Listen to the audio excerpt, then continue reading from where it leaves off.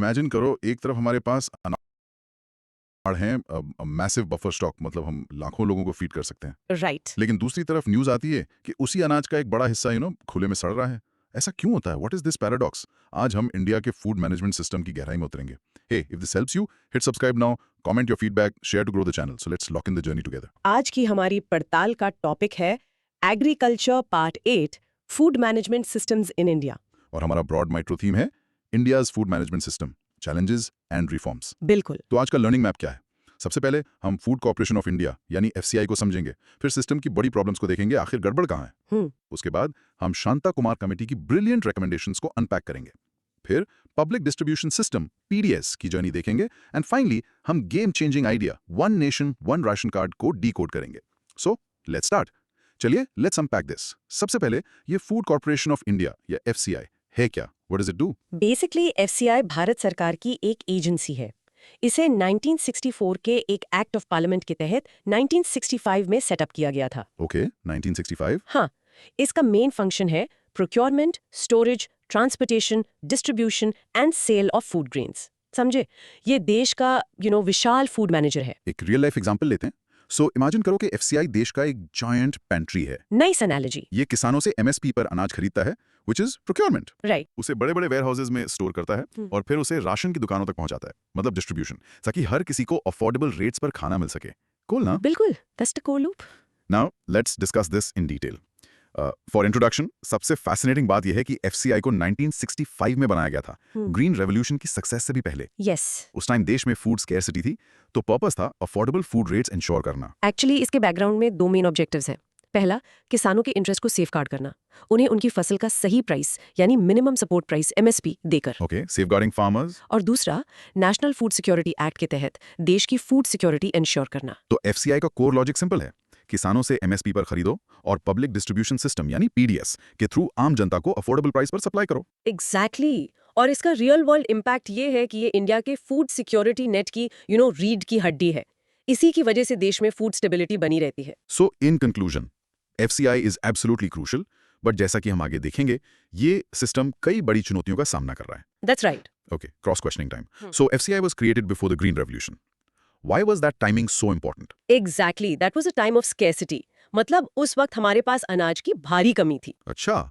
तो जो भी हमारे पास था उसे मैनेज करना, होर्डर्स को रोकना और अफोर्डेबल रेट्स पर फूड उपलब्ध कराना was critical. Got it. What are its two main jobs again, just to lock it in our minds? Simple, safeguarding farmers with MSP and ensuring food security for the nation via PDS. याद रखना। So it's not just a storage unit, it's much more active. Not at all. It's an active player in the entire food economy, buying, moving, storing and selling. It's a massive operation. एक सवाल, क्या FCI MSP का price decide करता है? Good question. नहीं, FCI government द्वारा set किए गए MSP पर प्रोक्योर करता है. It is the main implementing agency. So it implements, not decides. So is its original purpose from 1965 still relevant today? The core purpose of food security is always relevant, but the challenges have changed dramatically from scarcity to managing a surplus. बहुत बड़ा shift है. Now pause and practice saying this part aloud. FCI's main functions are procurement, storage, transportation, distribution, and sale of food grains. Rehearse. In short, FCI is India's massive food manager, created to handle scarcity, but now it's dealing with the problems of plenty. Okay. Now here's where it gets really interesting. FCI इतना important है, तो problems कहाँ हैं? What are the key challenges? The system has some major cracks. Think of it like a leaking bucket. FCI अनाज तो बहुत डाल रहा है, but there are leaks like, skewed procurement, wastage and corruption. Leaking bucket. I like that. Let's discuss these issues one by one. Introduction के लिए हम कह सकते हैं कि FCI is essential, but it's struggling. The system has become inefficient and bloated over time. हाँ, और इसका बैकग्राउंड ये है कि ये इश्यूज रातों रात नहीं आए। ग्रीन रेवोल्यूशन के बाद जैसे जैसे प्रोक्योरमेंट बढ़ा, ये समस्याएं भी बढ़ती गई। So, let's talk about the core logic, the problems. Number one, MSP procurement benefiting few. Shanta Kumar committee ने बताया कि MSP का फायदा सिर्फ कुछ जगहों को मिल रहा है, लाइक पंजाब, हरियाणा। अच्छा। सिर्फ कुछ फसलों को, मेनली व्हीट एंड राइस, और सिर्फ कुछ किसानों को, mostly large farmers. Small farmers तक बेनिफिट पहुंच ही नहीं रहा। So it's very skewed. Yes. That's the second problem. Very high buffers. FCI open ended procurement करता है, मतलब वेयरहाउस फुल होने के बाद भी प्रोक्योरमेंट चलता रहता है। There's lack of coordination between FCI and the Consumer Ministry. Open ended मतलब no stop button. Exactly. हाँ. और तीसरी प्रॉब्लम है नो ऑटोमेटिक लिक्विडेशन। लिक्विडेशन का मतलब है एक्सेस स्टॉक को मार्केट में बेचना। Okay. प्रॉब्लम ये है कि ऑटोमेटिक नहीं है, इसके लिए गवर्नमेंट की परमिशन चाहिए जो टाइमली नहीं मिलती। और फिर आता है द स्टोरेज पैराडॉक्स, जिसका जिक्र आपने शुरू में किया था। हमारी टोटल स्टोरेज कैपेसिटी प्रोडक्शन से कम है, but FCI is storing food grains more than the required buffer norms. हाँ, इससे ओवरफ्लो होता है और अनाज को कवर एंड प्लिंथ में यानी खुले में प्लास्टिक से ढक कर रखना पड़ता है, लीडिंग टू वेस्टेज। फिर पांचवी प्रॉब्लम है a high level of corruption. Source में मेंशन है कि स्टोरेज और ट्रांसपोर्टेशन में 40 to 60% तक साइफनिंग यानी लीकेज हो सकता है। 40 to 60%, that's huge. It is. फिर है poor infrastructure and HR management. Poor infrastructure से वेस्टेज होता है, प्लस एफसीआई में बहुत सारे ऑफिसर्स और सीनियर ऑफिसर्स हैं, जिससे ह्यूमन रिसोर्स कॉस्ट बहुत ज्यादा है। And I am guessing the final problem is the cost. Exactly, huge subsidy burden and inflation. इन सब इनएफिशिएंसीज की वजह से गवर्नमेंट पर सब्सिडी का बोझ बहुत ज्यादा है। Sometimes it even leads to inflation. इसका रियल वर्ल्ड इम्पैक्ट तो यही है कि टैक्स पेयर का पैसा वेस्ट होता है, जरूरतमंद किसानों को फायदा नहीं मिलता और पूरा सिस्टम इनएफिशिएंट हो जाता है। Yes. In conclusion, these are very serious challenges. They required a complete overhaul, which is where the Shanta Kumar Committee comes in. Okay, cross question time. Wait, so we have less storage capacity, but we are also storing too much. ये थोड़ा confusing है. Can you explain? Great question. समझो इसको. Imagine a bottle. The bottle size, यानी total capacity, is small. But you are forced to pour water, यानी procurement, into it even after it's full, which is the buffer norm. Okay. So the water overflows. ये overflow ही wastage है. समझे? Perfect analogy. Open-ended procurement sounds like a good thing for farmers. नहीं? For a few, yes. लेकिन ये सिर्फ wheat और rice का massive surplus create करता है, दूसरे crops उगाने से discourage करता है और system पर huge burden डालता है. And liquidation is just selling the extra stock? Exactly. The problem is it isn't automatic. FCI can't just decide to sell the excess grain. उसे government directive का wait करना पड़ता है. How does this whole thing cause inflation? Simple logic. Suppose there's a drought, so production is already less. अगर उस time government किसानों की help के लिए MSP बढ़ा देती है, तो मार्केट प्राइस सबके लिए और बढ़ जाता है. Less supply plus higher base price equals inflation. Got it. Poor HR management. मतलब गवर्नमेंट जॉब में प्रमोशंस ही प्रॉब्लम है? The committee pointed out that FCI has too many zonal and regional offices, जिससे high administrative costs होते हैं. The labor costs were also found to be disproportionately high. Now, rehearse saying the key issues aloud. Skewed MSP procurement, very high buffers without automatic liquidation, corruption, poor infrastructure, and a high subsidy burden. Practice. In short, the food management system is inefficient, benefits only a select few, and costs the country a huge amount of money. Okay, so we have all these problems. अब इसका solution क्या है? What's the way forward? The solution lies in the recommendations of the Shanta Kumar Committee. Think of FCI as an old car that's not working well. Okay, an old car. The committee is like an expert mechanic who gave a detailed report on what parts to change, upgrade, and fix. Let's break down these recommendations. They seem really comprehensive. So, introduction. How do we fix this mess? The Shanta Kumar Committee gave a brilliant practical roadmap. हाँ, इसके background में committee का main goal था to make the entire system more efficient, reduce wastage, and ensure it benefits the truly needy. So, core logic, what were the recommendations? Let's start with procurement reforms. The first was decentralized procurement. Let states that have the capacity procure grains themselves. FCI को सब कुछ handle करने की जरूरत नहीं है. Makes sense. Second, negotiable warehouse receipt system. इसे popularise करो, इससे किसान को अपना अनाज तुरंत FCI को बेचने की मजबूरी नहीं होगी. We come back to that one. Third, end open-ended procurement. Buffer stock fill होने के बाद procurement रोक दो. And fourth, quality checks. Only procure good quality wheat and rice. Okay, those were procurement. What about buffer stock reforms? दो चीजें. First, proactive liquidation.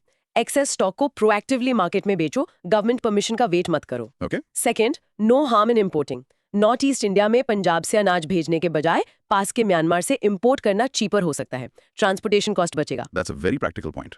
Next, storage reforms. इसमें काफी कुछ है. First, outsource storage.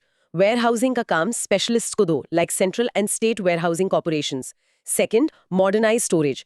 Cover and plinth storage बंद करो. Modern mechanised silos का इस्तेमाल करो. Right. Third, end to end computerisation. पूरे प्रोसेस को डिजिटाइज करो. और fourth, and this is a brilliant idea, crowd sourcing of storage. I love this idea. Families को 6 महीने का अनाज एक साथ दे दो. Let them store it.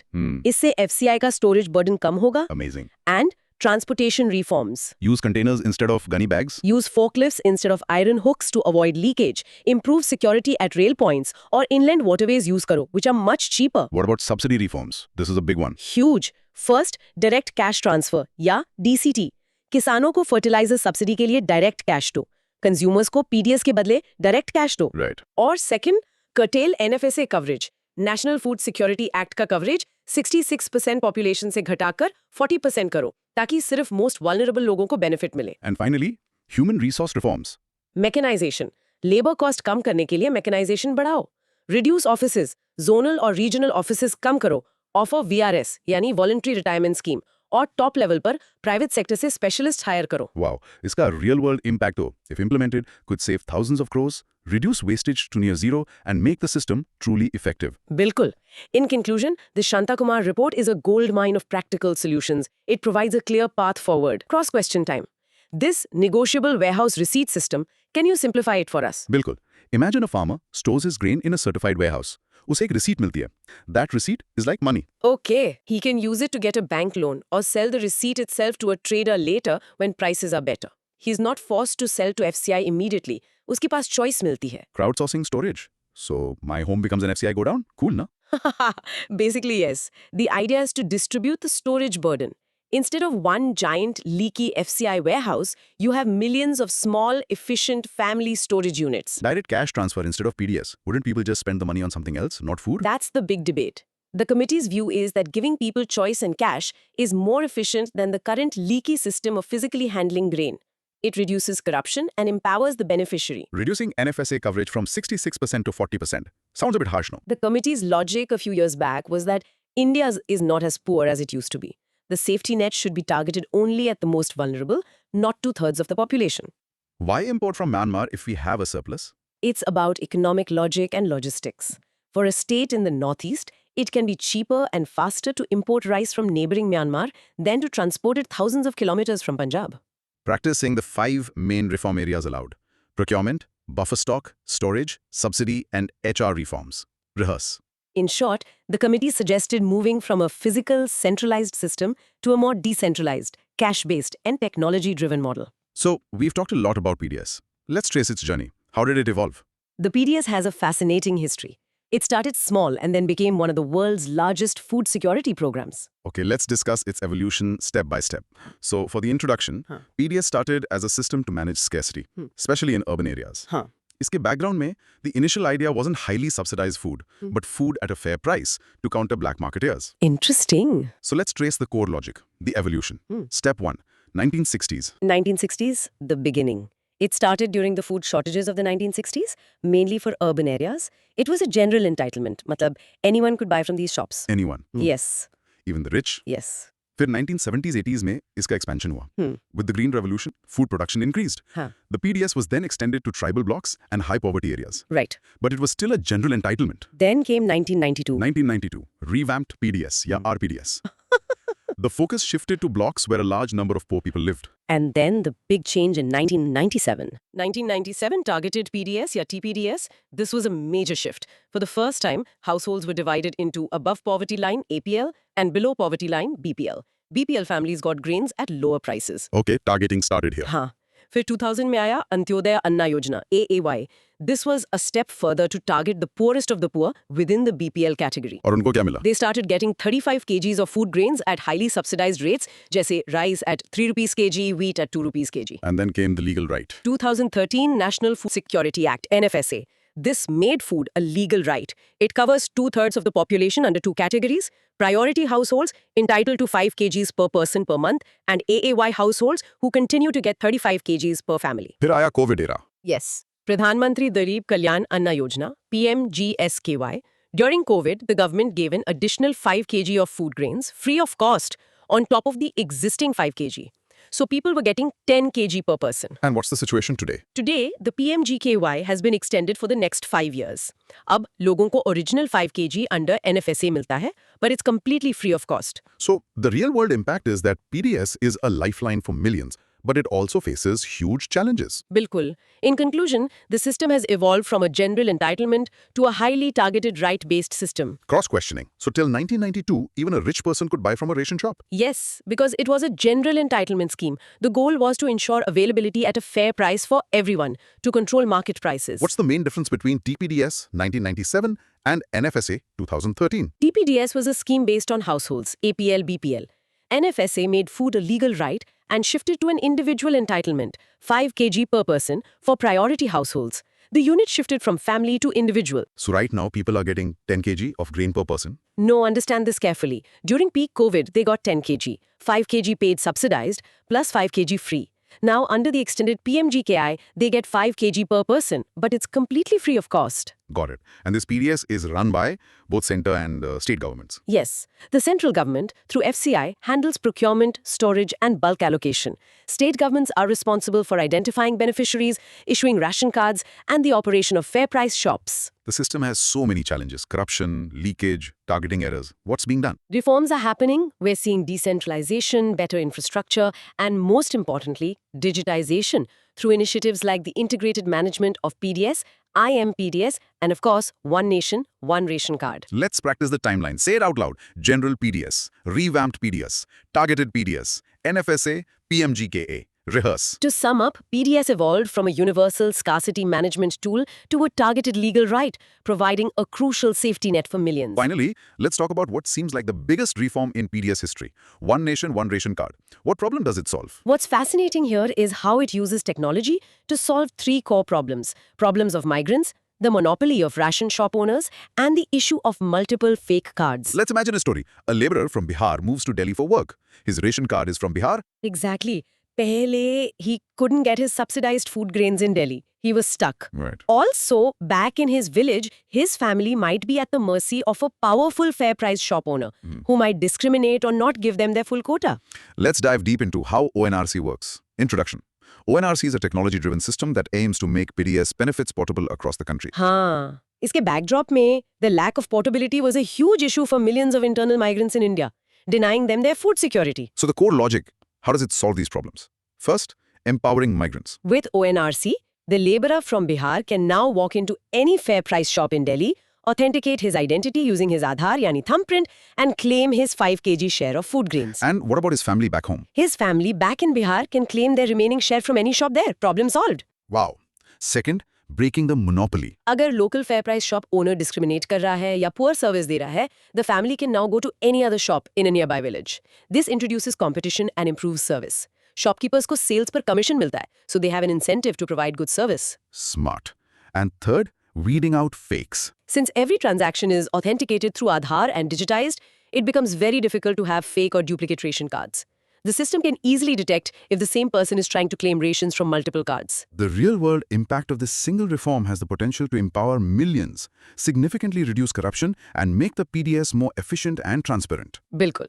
In conclusion, while there are challenges, ONRC is a revolutionary step towards ensuring food security for all, anywhere in the country. Okay, cross-questioning. So the ration card number will be the same across India? Yes, it will be a standard format. Each family member on the card will also have a unique ID linked to their Aadhaar. What are the challenges in implementing this? There are a few. First, state-specific benefits. कुछ states like Tamil Nadu 5 kg अनाज के अलावा और भी items देते हैं. Those won't be portable. Acha. Second, logistical issues for shop owners in managing stock. Third, infrastructure issues like poor internet connectivity and Aadhaar authentication failures in remote areas. How is the government encouraging states to adopt this? They're incentivizing it. For example, during COVID, they allowed states that implemented ONRC to borrow more money. उनकी fiscal deficit limit बढ़ा दी. This Aadhaar authentication, what if it fails? That is a genuine concern, especially for the elderly जिनके fingerprints शायद fade हो गए हों. The system needs robust backup mechanisms to handle such cases. Does this mean the end of ration cards as physical documents? Not necessarily the end, but the focus shifts from the physical card to the digital identity linked to Aadhaar. The card becomes more of an identifier, but the transaction is purely digital. Practice saying the three problems ONRC solves. It provides portability for migrants, breaks the monopoly of shopkeepers, and removes multiple fake cards. Rehearse this. In a nutshell, One Nation, One Ration Card uses technology to give beneficiaries choice, power, and portability, transforming the PDS from a static, location-based system to a dynamic, citizen-centric one. Wow. So let's do an enthusiastic recap. Today we took a deep journey into a complex topic. We repeated a broad micro-theme: India's food management system, challenges and reforms. Let's summarize it in a few key points. First, we learned about the Food Corporation of India, FCI, our nation's massive food manager, but understood its deep-seated problems like skewed procurement, wastage, and corruption. Second, we explored the brilliant reform blueprint given by the Shanta Kumar Committee, which suggested a shift towards decentralization, technology, and direct cash transfer. Third, we trace the evolution of the public distribution system, PDS, from a general scheme to a targeted, rights-based safety net. And finally, we saw how One Nation, One Ration Card is a game-changing reform using technology to empower beneficiaries and plug leakages. Absolutely. Now, here are 6 short content probes to help imbibe this content. 1. How would you recall the 5 key reform areas suggested by the Shantakumar Committee? Hint: procurement, storage. 2. Quick guide. To remember the evolution of PDS, think of it in stages. Can you map the timeline from general to PMGKI? 3. Suggest a memorization tweak for the storage paradox. Hint: think of an overflowing water bottle. 4. What are the 3 main problems that One Nation, One Ration Card aims to solve? Hint: migrants, monopoly, multiples. 5. How does increasing MSP in a drought year cause inflation? Can you explain the logic in one sentence? And 6. What is the core difference in the choice a farmer gets with a negotiable warehouse receipt versus selling directly to FCI? And here is a simple challenge. Try explaining the concept of One Nation, One Ration Card to a family member in just 60 seconds, focusing on how it helps a migrant worker. Ready, set, go. So what does this all mean? It means that ensuring food on every plate is not just about growing more food, but about building a smart, efficient, and compassionate system to manage it. And the journey of reform is ongoing. This raises an important question for all of us to think about. As technology advances, what is the next big leap we can take to achieve zero hunger and zero wastage? A perfect thought to end on. If you found this useful, please subscribe now, comment your feedback, and share to grow the channel. See you next time for another deep exploration. दोस्तों एक अजीब सी बात से शुरू करते हैं. Imagine this. एक तरफ इंडिया 330 मिलियन टन से भी ज्यादा फूड ग्रेन्स प्रोड्यूस कर रहा है. मतलब अनाज के भंडार पूरे भरे हुए हैं. ओवरफ्लोइंग है बिल्कुल. लेकिन फिर दूसरी तरफ जब ग्लोबल हंगर इंडेक्स की बात आती है तो हमारी रैंकिंग 100 से भी नीचे. अजीब है ना? बहुत अजीब. Basically it's a paradox. So what's going on? Hey, अगर इस चर्चा से आपको कुछ नया सीखने को मिले तो अभी सब्सक्राइब बटन दबाएं, अपना फीडबैक कमेंट करें और चैनल को ग्रो करने में हेल्प करें. सो let's lock in the journey together. चलो इसको थोड़ा अनपैक करते हैं. हाँ, करते हैं. आज हम पहले इंडिया के फूड सिक्योरिटी चैलेंजेस को समझेंगे, ठीक है? फिर हम एमएसपी के पजल को सॉल्व करेंगे कि फार्मर्स की इनकम सिक्योरिटी में आखिर इसका रोल क्या है. बिल्कुल. और उसके बाद हम फूड प्रोसेसिंग इंडस्ट्री पर भी फोकस करेंगे और फिर हमारा main topic land reforms in India. हम इसके ऑब्जेक्टिव्स, अलग अलग मेजर्स जैसे जमींदारी एबिलिशन, टेनेंसी रिफॉर्म्स, लैंड सीलिंग, इन सब को विस्तार से समझेंगे. Sounds perfect. Ready? Let's start. The big question: why is there hunger in a land of plenty? तो सबसे पहले फूड सिक्योरिटी है क्या? बेसिकली फूड सिक्योरिटी का मतलब है physical, social and economic access to safe, sufficient and nutritious food. सिर्फ अनाज उगाना काफी नहीं है. उसे हर इंसान तक ऐसी कंडीशन में पहुंचाना जरूरी है. समझे? बिल्कुल. जैसे सोचो, एक किसान ने गेहूं उगाया लेकिन उसके गांव में प्रॉपर स्टोरेज नहीं है या मार्केट तक ले जाने का रास्ता ही खराब है. राइट. प्रोडक्शन तो हो गया पर फिजिकल एक्सेस में प्रॉब्लम आ गई. ये एक छोटा सा लेकिन बहुत इंपॉर्टेंट एग्जांपल है इस बड़े इशू का. तो let's start with the numbers. Economic survey के हिसाब से हम 330 मिलियन टन से ज्यादा फूड ग्रेन्स प्रोड्यूस कर रहे हैं. हमारे पास एनएफएसए और पीडीएस जैसी स्कीम्स भी हैं. बहुत बड़ी स्कीम्स है. फिर भी ये ग्लोबल हंगर इंडेक्स की रैंकिंग एक सीरियस इशू की तरफ इशारा करती है. ये इंपॉर्टेंट इसलिए है क्योंकि ये एक आधी अधूरी सक्सेस स्टोरी बताता है. देखो, गवर्नमेंट कहती है कि जीएचआई रिपोर्ट में फ्लॉज हैं. हाँ, ये आर्गुमेंट तो आता है. और हो सकता है, I am not denying that, but इतना पुअर परफॉर्मेंस डेफिनेटली इशारा करता है कि सिस्टम में कहीं ना कहीं चैलेंजेस तो हैं. बहुत सीरियस चैलेंजेस. तो फैक्टर्स क्या हैं? कहाँ से शुरू करें? I think administrative and governance issue से शुरू करना बेस्ट है. पीडीएस में लीकेजेस, प्रोक्योरमेंट में प्रॉब्लम्स. हाँ, आम आदमी भी इससे रिलेट कर पाएगा. राशन की दुकानों पे जो होता है. एग्जैक्टली. फिर आते हैं एनवायरमेंटल फैक्टर्स और क्लाइमेट चेंज. अनप्रिडिक्टेबल वेदर से फसल बर्बाद हो जाती है. ये अब हर साल की कहानी है. राइट. और technology, science and tech gaps. बिल्कुल. हाई यील्डिंग वैरायटीज, पल्सेस और मिलेट्स के लिए अभी भी उस लेवल पर डेवलप नहीं हुई है जैसे व्हीट और राइस के लिए हुई है. अच्छा, ये एक इंपॉर्टेंट पॉइंट है. फिर सोशल एक्सेस की भी बात है. Economic and social access. गरीबी के कारण लोग खरीद नहीं पाते और सोशल स्ट्रक्चर भी एक बहुत बड़ा रोल प्ले करता है. और आखिरी पर सबसे जरूरी, nutrition, not just food. Yes, हमारा क्रॉपिंग पैटर्न में व्हीट राइस पर इतना फोकस है कि न्यूट्रिशन पीछे रह गया. एक सोर्स बताता है कि बच्चों में वेस्टिंग का एक बड़ा रीजन लो जिंक कंटेंट है. ये याद रखना. वाओ. वीक होता है. So production numbers are just one part of the story. Real food security तब आएगी जब एक्सेस, अफोर्डेबिलिटी और न्यूट्रिशन तीनों बॉक्सेस टिक होंगे. अच्छा, यहाँ एक सवाल है. आपने कहा जीएचआई रिपोर्ट कंट्रोवर्शियल है, तो हम इस पर रिलाई क्यों कर रहे हैं? Great question. देखो, we are not relying on it as a gospel truth, but as an indicator. Okay, एक इशारे के तौर पर. एग्जैक्टली. अगर गवर्नमेंट के पास बेहतर डेटा है तो उसे कोट करना आगे से बेटर रहेगा. But for now it highlights a problem we just can't ignore. अच्छा, अब मेरी बारी। डेफिनेशन में फिजिकल, सोशल और इकोनॉमिक एक्सेस की बात हुई। सोशल एक्सेस का क्या रियल वर्ल्ड एग्जाम्पल हो सकता है? थोड़ा सोचने दो। मे बी जैसे कुछ एरियाज में सर्टेन कम्युनिटीज को पीडीएस शॉप से सामान लेने में डिस्क्रिमिनेशन फेस करना पड़ता हो। Good point. That could be a very real social barrier. एक और चीज, हमने प्रोडक्शन की बात की, बट व्हाट अबाउट वेस्टेज? क्या वो भी एक फैक्टर है? ओह एब्सोल्युटली, बहुत बड़ा फैक्टर है।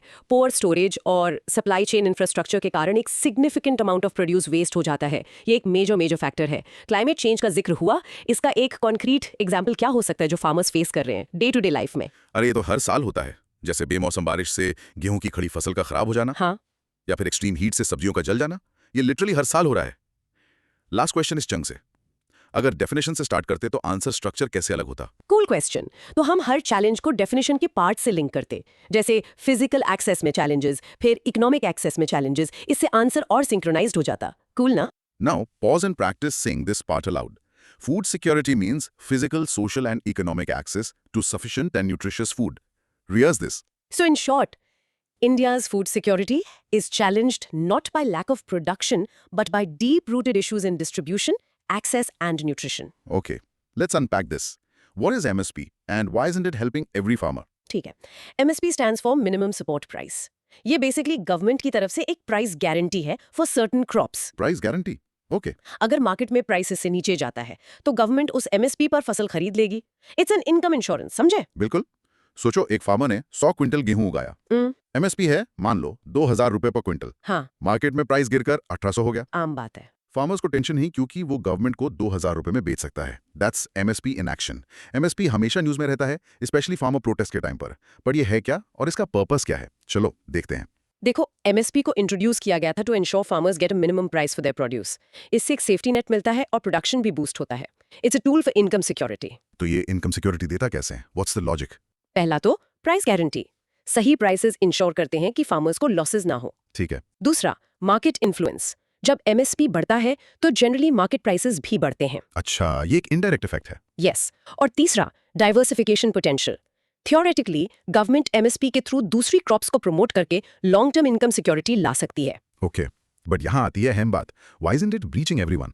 Here's where it gets really interesting. हाँ। एक तो है लिमिटेड रीच। हाँ। शांता कुमार कमेटी रिपोर्ट कहती है कि सिर्फ 6% फार्मर्स को ही इसका बेनिफिट मिलता है। सिर्फ 6%? That's shocking. हाँ, मेजरली पंजाब और हरियाणा के व्हीट और राइस फार्मर्स।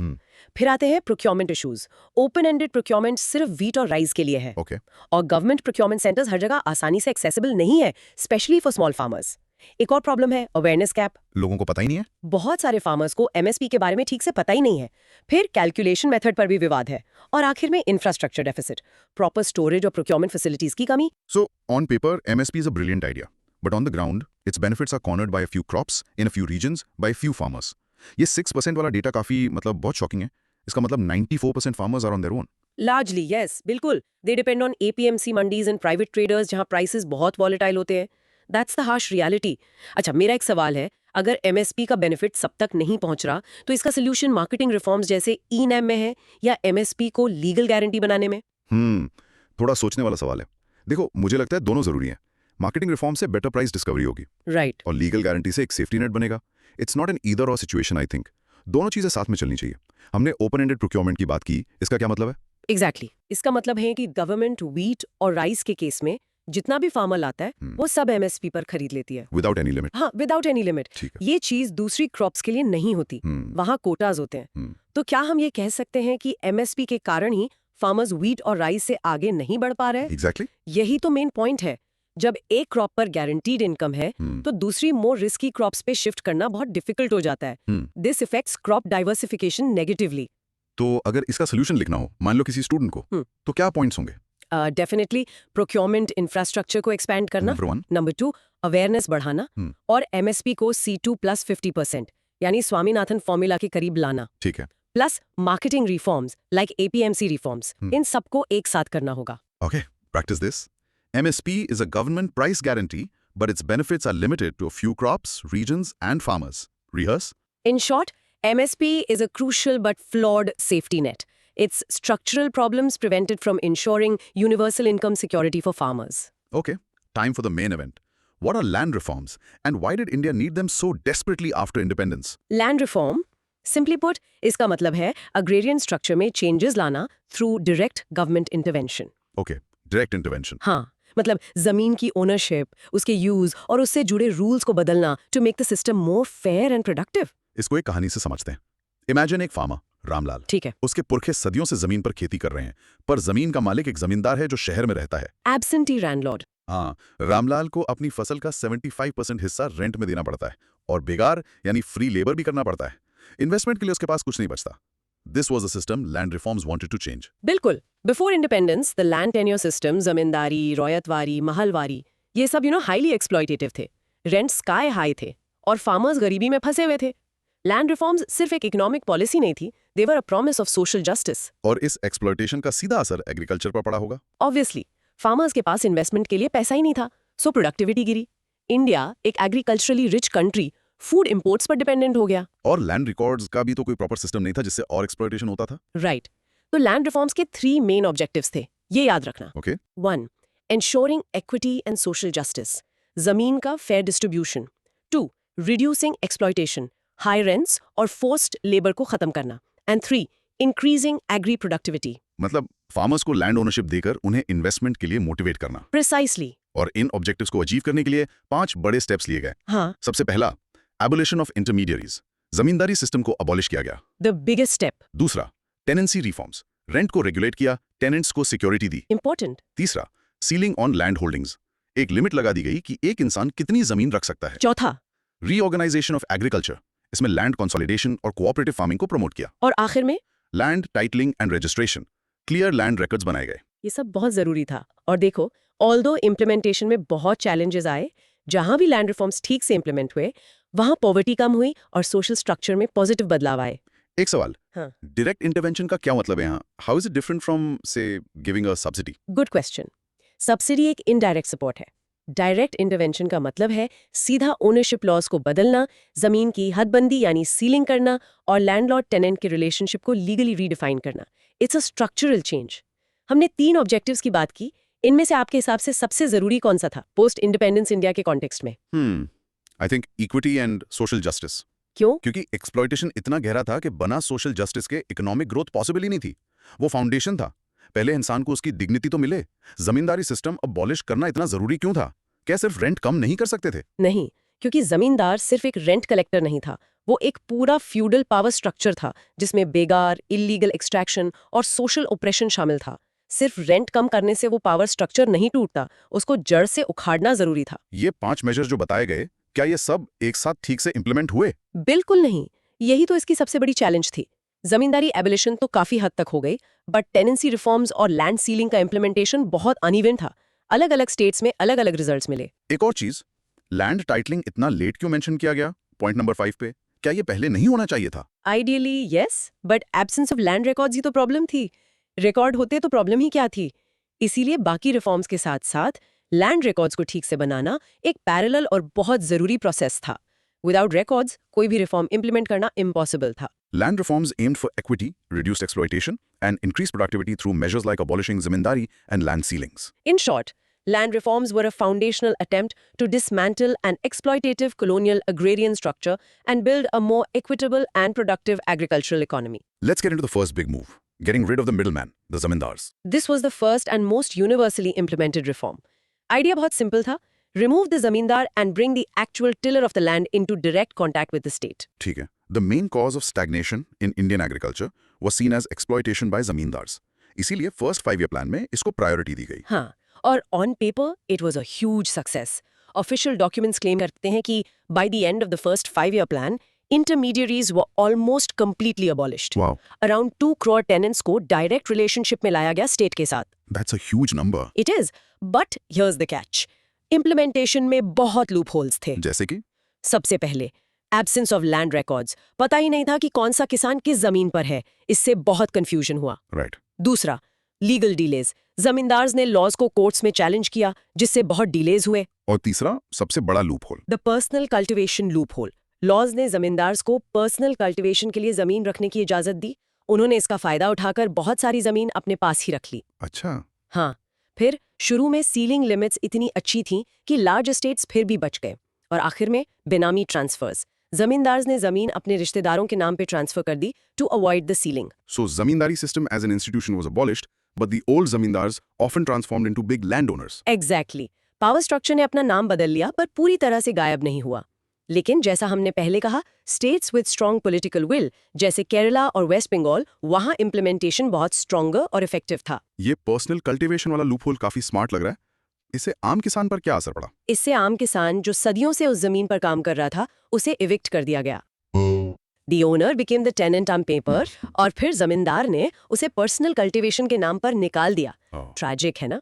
हम बार बार केरला और वेस्ट बंगाल का नाम ले रहे हैं, वहां ऐसा क्या अलग था? What was the secret ingredient? Political will simple. वहां पर लेफ्ट विंग गवर्नमेंट्स थी जिनकी आइडियोलॉजी सोशलिस्ट थी। उन्होंने लॉज को अच्छे से इंप्लीमेंट किया, लूप होल्स को बंद किया और ग्रास रूट लेवल पर मूवमेंट्स को सपोर्ट किया, ब्यूरोक्रेसी पर प्रेशर बनाए रखा। एक सवाल, अगर 2 करोड़ टेनेंट्स को डायरेक्ट स्टेट के कांटेक्ट में लाया गया तो इससे उनकी लाइफ में क्या इमीडिएट चेंज आया? सबसे बड़ा चेंज था mental freedom from the zamindars exploitation. उन्हें अब बेकार नहीं करना था। सही बात है। और जो रेंट वो जमींदार को देते थे वो बचने लगा, जिससे इन्वेस्टमेंट की थोड़ी बहुत पॉसिबिलिटी बनी। क्या जमींदारी एबोलिशन से सोशल स्ट्रक्चर में कोई रियल चेंज आया? रूरल इंडिया के पावर डायनामिक्स में? द फ्यूडल स्ट्रक्चर कमजोर जरूर हुआ। जो ग्रेट एब्सेंटी लैंडलॉर्ड्स शहरों में रहते थे उनका कंट्रोल खत्म हो गया, but rural power dynamics didn't change overnight. आपने कहा ओल्ड जमींदार्स बिग लैंडलॉर्ड्स बन गए, तो फिर रिफॉर्म का पॉइंट क्या हुआ? पॉइंट ये था कि लीगल स्ट्रक्चर ऑफ जमींदारी खत्म हो गया। अब वो गवर्नमेंट के रेंट कलेक्टर नहीं थे, they were just citizens who owned a lot of land. It was a step, एक जरूरी पहला कदम था, but it wasn't the final destination. Practice saying abolition of intermediaries officially ended the zamindari system, but loopholes like personal cultivation allowed old power structures to persist. In short, zamindari was legally abolished, a major victory, but its implementation was uneven, with clever loopholes limiting its true impact on land redistribution. Wow, what a journey. Let's do a quick recap. ये जरूरी है। हाँ बिल्कुल। हमने शुरू किया India के food security paradox से कि प्रोडक्शन है पर एक्सेस और न्यूट्रिशन नहीं। फिर हमने एमएसपी के चैलेंजेस को देखा कि कैसे एक अच्छे आइडिया का बेनिफिट सिर्फ 6% फार्मर्स तक ही सीमित है। Then we dove deep into land reforms. हमने इसके 3 मेन ऑब्जेक्टिव समझे: equity, no exploitation and higher productivity. हमने देखा कैसे जमींदारी को अबॉलिश किया गया बट लूप होल्स रह गए। We explored tenancy reforms, land ceilings और fragmentation की प्रॉब्लम। और हमने देखा कि जहां पॉलिटिकल विल अच्छी थी, जैसे केरला और वेस्ट बंगाल में, वहां सक्सेस ज्यादा मिली। We ended with modern concepts like contract farming. Okay, अब कुछ content props for memorization. पहला, how would you recall the 3 main objectives of land reforms? Quick guide. Use the acronym EEP. E for equity, E for ending exploitation, and P for increasing productivity. EEP. Easy. Second probe. Zamindari abolition में सबसे बड़ा loop hole क्या था, याद है? The personal cultivation clause. बिल्कुल। Visualize a जमींदार pointing at a field and saying ये तो मेरा पर्सनल है। हाँ, Right. Third, MSP का बेनिफिट कितने % फार्मर्स को मिलता है according to the source? Quick recall. बहुत छोटा नंबर, सिर्फ 6%. फोर्थ, केरला और वेस्ट बंगाल में लैंड रिफॉर्म्स अच्छे से क्यों हुए? The key phrase is. Strong political will. Fifth, what are the 5 major measures taken under land reforms? Try to list them out loud. Okay, abolition, tenancy reforms, sealing, reorganization और titling. हो गए 5? Perfect. Last one. Modern tenancy laws problematic क्यों है? सोच लो। Because they make tenancy informal or underground, which hurts both the tenant and the landowner. Tenant को security नहीं मिलती, landowner को legal protection नहीं मिलता. और अब एक फाइनल प्रोवोकेटिव थॉट। हमने देखा कि 1950-70s में लैंड डिस्ट्रीब्यूशन की जरूरत थी। आज जब एवरेज लैंड होल्डिंग साइज छोटा होता जा रहा है, what do you think is the biggest land reform needed for the 21st century in India? Is it about redistribution or something else entirely like technology and land leasing reforms? थोड़ा इस पर सोचना जरूरी है। And a challenge for everyone listening. Try to explain the concept of land ceiling and its 2 main challenges to a friend in under 60 seconds. Rehearse presenting this segment out loud. That's all for this detailed discussion. अगर पसंद आया तो you know what to do. Subscribe करें, comment करें और इस channel को grow करने में हेल्प करें। हम मिलेंगे next time. Thanks for listening दोस्त।